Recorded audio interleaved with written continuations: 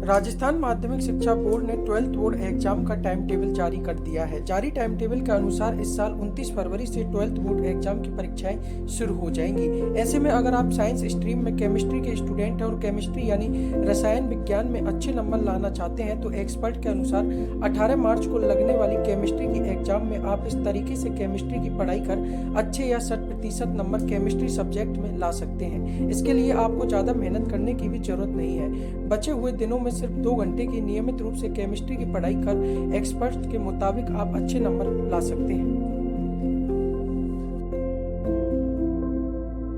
Class की exam जो है वो 18 मार्च को केमिस्ट्री की होगी।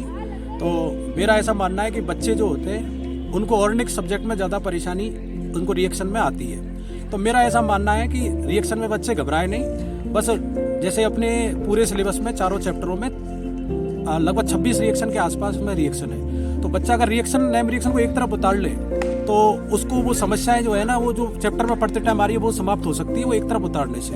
दूसरा आपके ऑर्डर वाले क्वेश्चन आते हैं जैसे निम्न को क्वथनांक के बढ़ते क्रम में जमाइए, क्षारकता के बढ़ते क्रम में जमाइए, घटते क्रम में जमाइए। 1-2 क्वेश्चन इस तरीके के बनते हैं। एक दो क्वेश्चन आईयूपीएससी नामकरण पूछता है तो सामान्य नाम देकर के आईयूपीएससी नामकरण का एक नया ट्रेड चल रहा है मार्केट में। इस तरह के क्वेश्चन कई साल से आ रहे हैं। इसके बाद में तुलना वाले क्वेश्चन है कि SN1 SN2 में अंतर बताइए। इस तरह के क्वेश्चन भी बोर्ड क्लास में एग्जाम में पूछे जाते हैं। इसके अलावा फिजिकल की मैं बात करूं तो फिजिकल डेरिवेशन से चलती है। तो डेरिवेशन में यदि बच्चा फॉर्मूला जो लास्ट में जो फॉर्मूला आया उसको अगर एक बार पढ़ करके और बिना देखे अगर घर में प्रैक्टिस करे तो जब वो एग्जाम में पूछा जाएगा तो वो बच्चे को आराम से ऊपर से अपने आप याद आने लग जाता है जब वो नीचे का फॉर्मूला उसको याद होता है।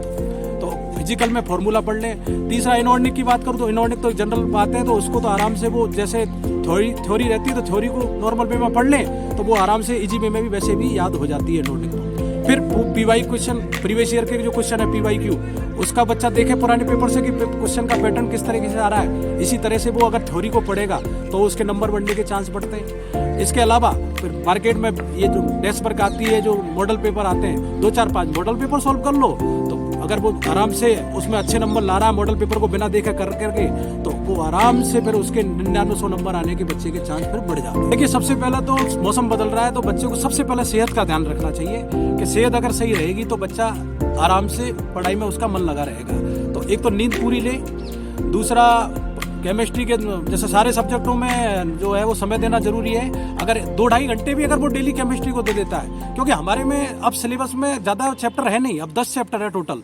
तो वो आराम से जैसे कि एक सिटिंग में जब वो बच्चा बैठे तो एक चैप्टर कंप्लीट करके उसके पुराने के ऊपर पेपरों को देखे और बस 2 से 2.5 घंटे में वो चैप्टर पूरा हो जाएगा। तो 10 सिटिंग वो बैठेगा टोटल और चैप्टर उसका कोर्स संपन्न हो जाएगा। तो